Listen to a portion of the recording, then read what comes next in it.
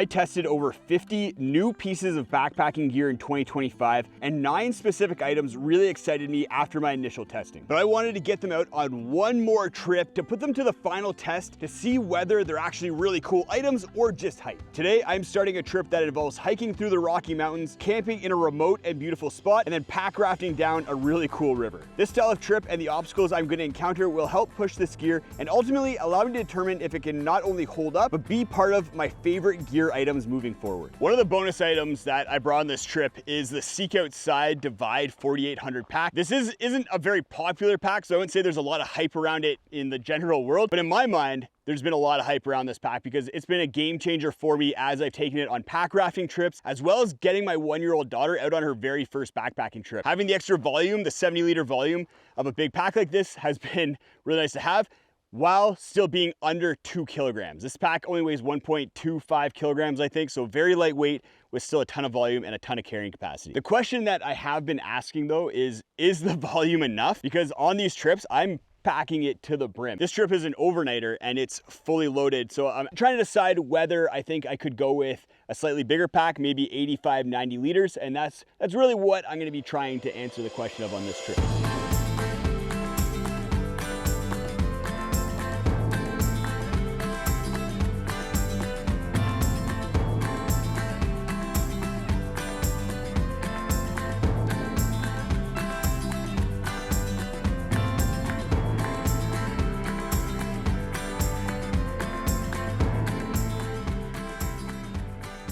We made it to the spot where we're gonna be setting up camp, this beautiful meadow with mountain views, and I'm gonna be getting the first product that I wanna take another look at set up. The Durston X-Dome tents have had a lot of hype, and I have some questions about the 2-person version. I've really liked it because of the all-in-one pitch, so the inner and the outer stay attached and you just set up the tent all as one. That's pretty rare for a tent manufacturer, especially with some of the bigger tent manufacturers like MSR, Big Agnes. You have to pitch the inner first and then put the fly on over top, and if it's raining, that can get the inner tent all wet, and if it's windy, it actually makes the tent more difficult to set up. But on the flip side, there's some issues that have me questioning the X-Dome tents a little bit, especially the 2-person version. The first was the reliability of the poles. There's been a lot of documented cases of the poles failing, specifically with the little aluminum ferrules that connect the poles together, coming loose and then getting stuck inside the pole, and that makes it really hard to usable. You basically can't. It makes it unusable. You have to try and fish it out and then super glue it back together. Dan is trying to address this with using carbon fiber inserts instead of aluminum, and I think that that's going to make a really big difference. The carbon fiber is just going to stick a lot together a lot better, but who knows if that's going to be a long-term fix. I'm hopeful, but the reliability is still a question mark with the X-Dome tents in my opinion. The other factor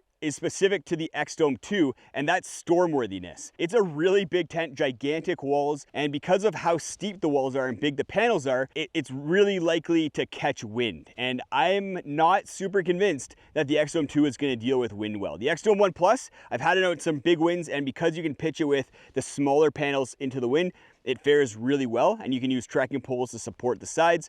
But with the X-Dome 2, you can't use trekking poles on all 4 sides, and on the head end and foot end, you can catch a lot of wind, and that could potentially lead to a failure of the tent. Space inside of the X-Dome 2 is the third thing. It can just basically fit 2 25-inch wide pads from a width standpoint, and then you have some space in the corners for extra gear, but I'm not convinced that that's enough space for the majority of people out there. I think this day and age, people want a little bit of extra space inside their tent so they're not feeling like they're rubbing elbows with the person that they're sharing it with. So on this trip, there's 2 things specifically that I want to test, because the reliability thing, that's going to sort itself out. Just keep an eye on reviews of the X-Dome tent and see how it's doing, especially with those carbon fiber replacement poles. But what I want to do is see whether I think the space is an issue, kind of mull that over, especially with spending some more time inside the tent.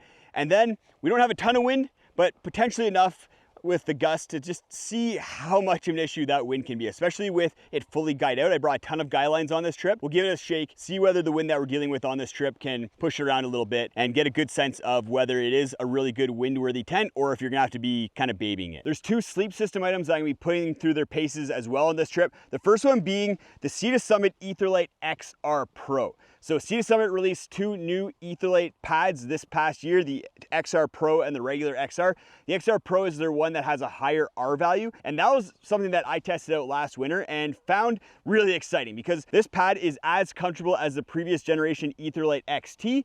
but much, much warmer. I was able to take this pad down below -20°C on snow, and it was plenty warm. It also packs down a lot smaller than the Etherlite XT Extreme, which was the previous version of the winter pad. Just all around, tons of improvements with the XR Pro.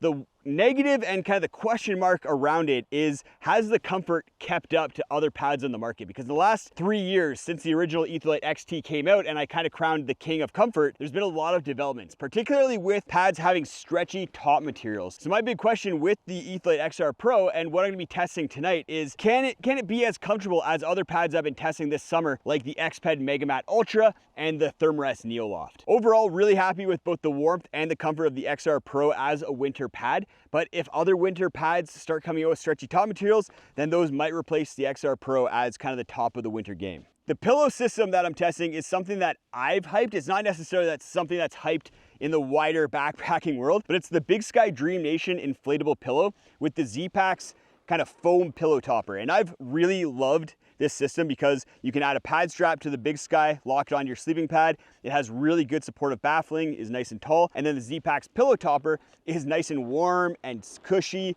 and just kind of takes it to the next level, all at a pretty reasonable price, and then a weight that's only 120 grams. So much less than some of my other favorite comfort focused pillows. I also really like the modularity of the system. You can either bring just the topper or just the pillow and save some weight. But there are some question marks around it and some negatives that I've kind of realized over the course of the summer of testing it. The first one being that it is a bit of a fiddly system. The valve on the Big Sky is really annoying, and then having to kind of pair the two together and keep them together and organized is also a pain in the butt. I'm also not convinced, and this is what I'm going to be testing, is bringing the pillow topper really that much of a benefit over just using the Big Sky on its own, because it only weighs 50 grams for just the inflatable pillow, and a lot of the time in the past that's been comfortable enough for me. So tonight I'm going to do a test of the pillow with and without the topper, see how much comfort I get out of it. The other item that I'm testing out are the Z-Packs camp slippers. I love having camp slippers just to air out my feet around camp and then have them so I can put them on when I go pee in the middle of the night and not have to put on my stinky shoes. And the Z-Packs camp sandals are a little bit of an upgrade from an ultralight standpoint compared to the Mayfly sandals, which were maybe taking ultralight a little bit extreme. These ones have a fully enclosed toe, a nice elastic on the heel, and then a really kind of nice rubber sole that I don't see any impact from after using these all summer. These have been my go-to camp slippers, but they still are an ultralight camp slipper, so they don't have a ton of functionality outside of just being something for around camp. So what I want to do in order to test these out is see if I can cross a stream in them, because if I can cross a moving stream, then that's a pretty big plus in their books, especially if it's kind of rocky and slippery. Then that gives these a little bit more functionality and probably makes it a little bit of an easier sell if you're looking to pick them up. There's actually a creek just down the trail here where Kane's grabbing water right now, so I'm gonna walk over those there in the slippers and see if I can cross the creek. Kane, do you think these camp slippers can handle a creek crossing? No. I'm gonna say no. So I'm at a little creek. It's very little and probably not the best test. It's moving okay though, and there's some rocks on the bottom. So let's see how this goes. Oh yeah, that's moving. See if I can walk around a little bit.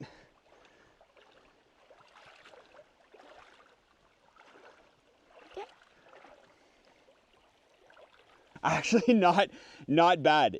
I thought maybe they'd start filling up with water and get pushed off my feet a little bit, but they stuck on really well. I think partly because the top is made out of mesh and just let the water flow right through. That actually turned out a lot better than I thought. I probably wouldn't take these through like a rager like we crossed earlier in the day today, but pretty impressed. So my final verdict is that I think the Z-Packs camp shoes are worth the hype. If you don't like camp shoes, then it's kind of irrelevant, but if you do and you like to save weight, then they're a great option. So for that reason, they're gonna definitely be part of my core backpacking kit for the foreseeable future. Now I wanna get Kane over here to talk about the X-Dome 2 and its stormworthiness, because he was out on a trip with me where I had the X-Dome 1 Plus fully locked down, and we were both very impressed with how stormworthy it seemed. It just, you shook it and it didn't move. So I'm curious to see what Kane has to think about the X-Dome 2 with both trekking poles in on either side to support it, double guy lines coming out the sides, head and foot ends staked out. It doesn't get much more solid. You could have the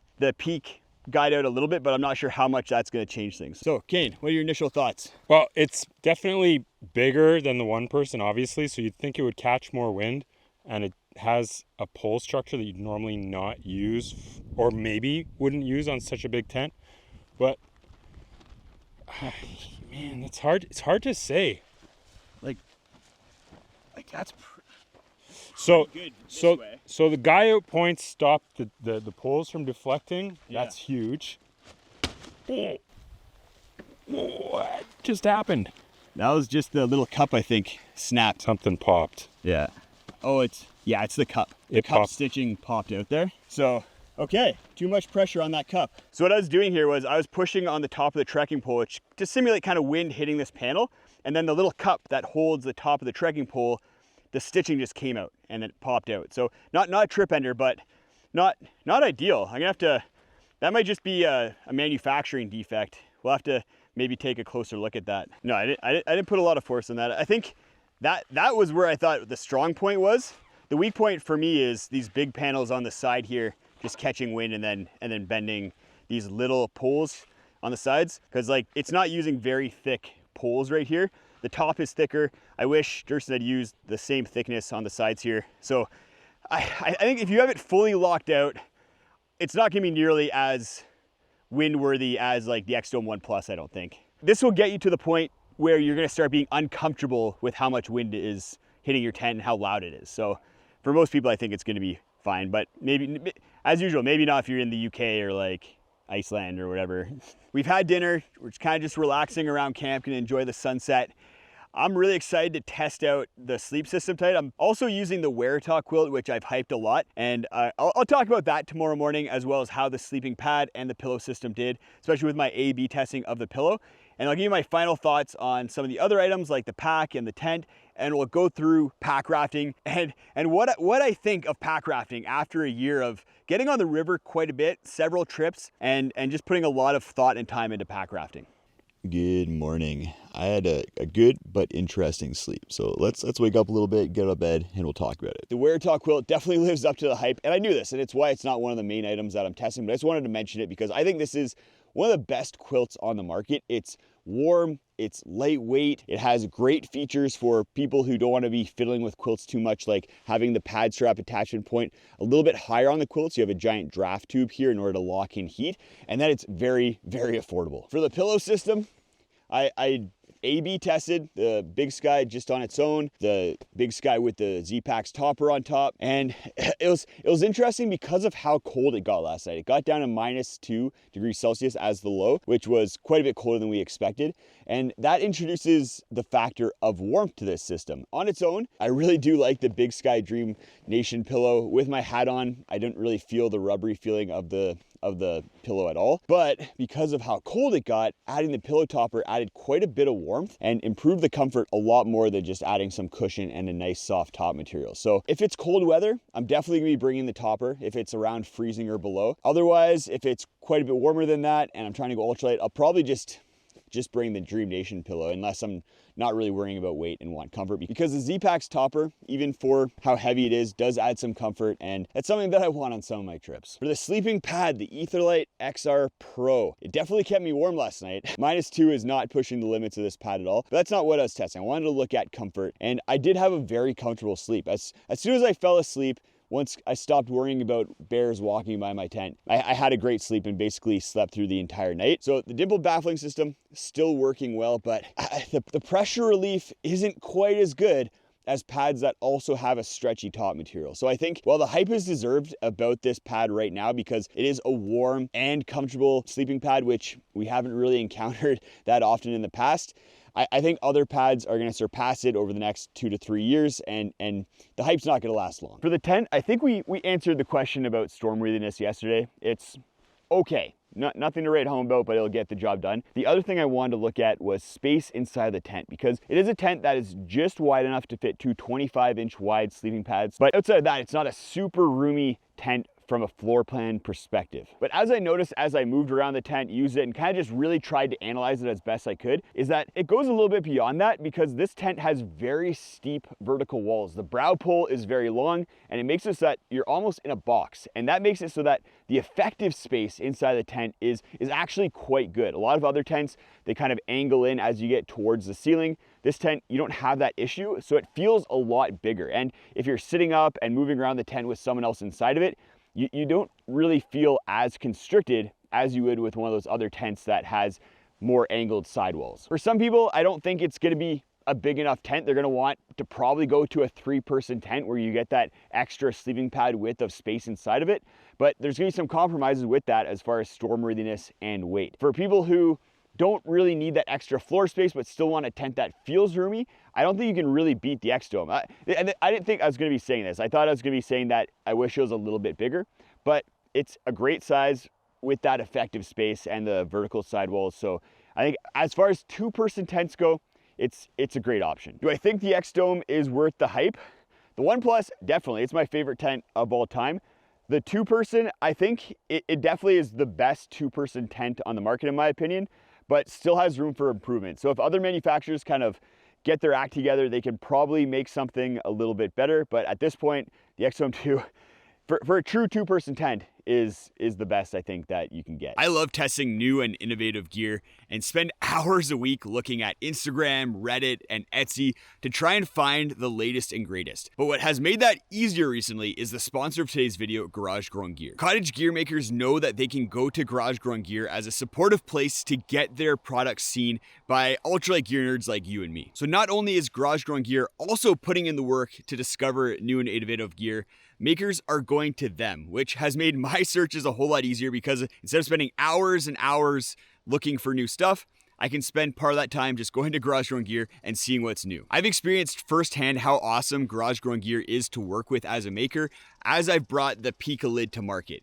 If it wasn't for Garage Grown Gear, there's actually a chance that the Pika lid never would have made it past kind of the development stage because of how big of a presence Garage Grown Gear is in the market and how much they help with getting products seen. I love Garage Grown Gear. They're my favorite store to buy ultralight gear from. Go check them out down at the link in the video description and let me know in the comments what the coolest new piece of gear you've discovered is. Pretty much all packed up. There's only a couple hundred meters walk to the river, so we got all of our gear inside of our dry bags. We're gonna be fully kitted out in our dry suits and our PFDs, and we'll just carry everything down to the river, inflate our boats, load the gear inside them, and then hit the water. We're at the spot where we're gonna be putting in.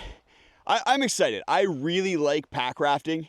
There's a lot of benefits with it. The fact that we could just walk in and then not have to walk down the same trail back to our car is awesome because the trail we came in on wasn't great and hiking it out and back would have been a little bit boring. So now we get to float down this river with phenomenal mountain views, because that's something about rivers is they're a little bit more open than an enclosed tree trail. So we're gonna get mountain views the entire time. It's a little bit smoky, but we'll make it work. The other benefits that I really like about pack rafting is that it just opens up new terrain. Kane and I did a trip earlier this year where we hiked up a glacier over like into alpine meadows and then pack raft down a river that would have been pretty brutal to hike the trail next to it because of fallen trees and lack of maintenance. The other thing is just it's fun and it's new adventure and it's trying something new, and I just really enjoy that. That being said, there are some negatives. Our packs coming in today were 43 pounds just based on the needing a bigger pack, the pack rafts, the safety equipment with PFDs and dry suits. There's a lot of gear involved, so you have to be prepared to carry the weight. The other downside is that there's a safety factor. As soon as you start introducing water, especially moving water, you have to make sure that you have the right safety equipment, you have some knowledge and training for that kind of environment. The question that I'm gonna answer as we pack raft down the river, also talk about the pack a little bit in a second here, is pack rafting worth it? Because it's a huge time investment, money investment, gear investment, weight investment. For some people, the answer might be yes. For other people, the answer might actually be no. And I'm gonna kind of tease that apart as we float down the river today. We're all inflated, packed up, ready to go, time to hit the river. We're on the river and it feels great. I love being on the water. I've been kayaking, canoeing pretty much my entire life. So being able to combine water sports with backpacking has been really quite special for me. That being said, I definitely get how this would be intimidating to get into for a lot of people, and there's some barriers to entry. I think the kind of pack rafting that I'm doing and that I'm showcasing is not something you just kind of jump into. I think if you want to just jump into some sort of water sport with your backpacking, I think the best thing to do is pick up just a small, lightweight, inflatable boat. You can get some on AliExpress or Alibaba for like 100, 150 bucks, and they're only gonna weigh a couple pounds. And then you get a lightweight paddle and you're kind of good to go to paddle around on alpine lakes or really kind of non-moving or slow-moving rivers. I think the hype is deserved, but with a grain of salt. You have to kind of know what you're getting into. For me, getting into pack rafting has 100% been worth it. I've had so much fun this summer playing around at local play spots just for a couple hours, and then going on more of these pack rafting trips where we're hiking into a spot, camping, and then floating down the river afterwards. A big aspect of getting into pack rafting is getting the bigger pack. So that's why I have the Seek Outside Divide 75 liter pack. And I'd say I could actually go bigger. That's something that I've been reflecting on over the last little bit is, could I have gone for a bigger pack and would that have benefited me? And I think yes. I think what it would allow me to do is just be able to pack more stuff inside the pack instead of it hanging off my pack. Things like my helmet, my paddle, I'd be able to fit that in with a fairly minimal weight penalty. So if you're getting into pack rafting and you want to do anything more than an overnight trip, then I'd probably get something that's 85, 90 liters. There's really only a couple options out there with the one of the Seek Outside packs. And then you also have the Superior Wilderness Designs, Big Wild, and the Wolverine pack. So that's really it. If you want a high volume, lightweight pack that's going to carry weight well. Go check out this video if you want to see Kane and I do a pretty crazy trip. The trip I alluded to where we hike up a glacier, over an alpine meadow, and then pack raft down a river. On that trip, we didn't bring dry suits, and it bit us in the butt. We were suffering a little bit. It was a little bit of a sketchy trip just with how much water we were dealing with and how cold the conditions were, and it rained pretty much the entire trip.